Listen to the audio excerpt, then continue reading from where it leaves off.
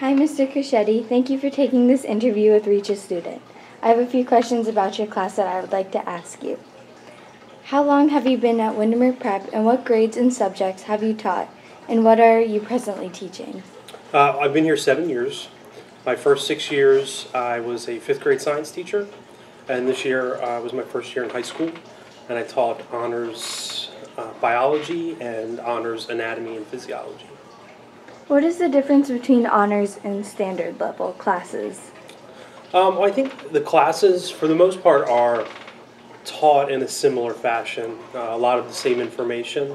I just think that one of the main differences is the assessments or the tests that follow afterwards. An honors test, typically there's more problem solving and critical thinking questions, where on a general test it's more memorization based.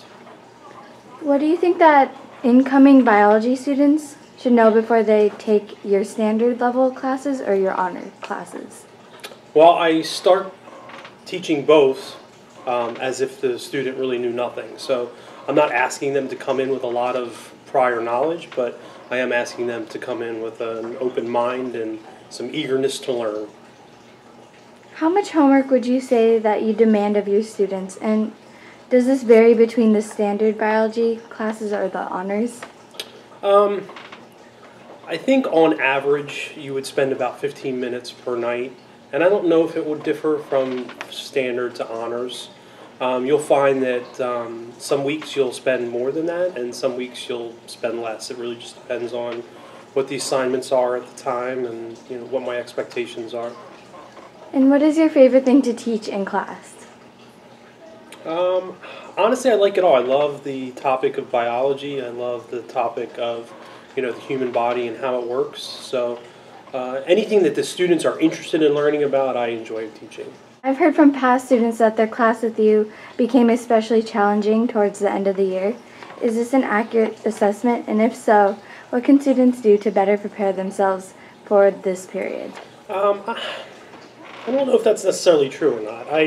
I tend to be a little bit more challenging in the beginning because I am trying to get the students to understand that there has to be a certain amount of time spent daily on the topic and the subject. I think that I actually get a little bit easier as the year goes on, but maybe a lot of students think differently. I'm not sure. What do you consider to be the most challenging project that you give your students?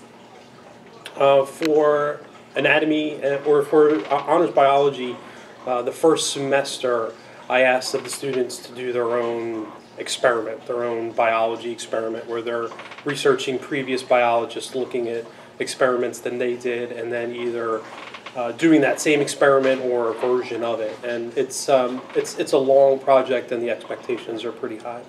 So do you do a lot of labs or experiments in your class, and can you give other examples? I try to do as many as I can. Biology, in the beginning of it, we talk a lot about chemistry, so we can do some kind of chemistry experiments. And then towards the end, when we start talking more about animals, we do a lot of dissections. So I try to get as many labs as I can into the program, but sometimes the topic doesn't lead to good experimentation. What are some things that you hope students can take away from your class? I really just would like them to walk away with a good general understanding of biology.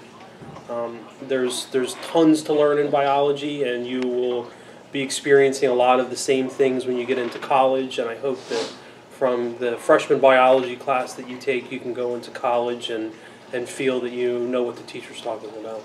Can you reflect back to when you were a student and share with us a story or experience that you think would be helpful to students today?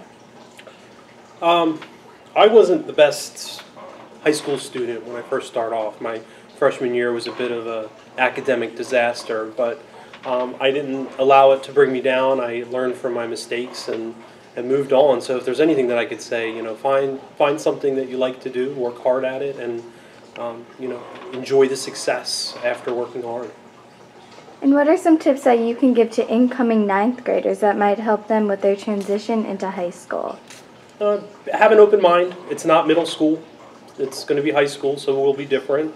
I think that just being open-minded and knowing that not every teacher is going to be the same and ask you of the same things. So You have to be flexible with that. So open-minded and flexible, I think, are two really good qualities walking into any situation. Thank you for taking this interview with me today. Yeah, my pleasure. Thank you.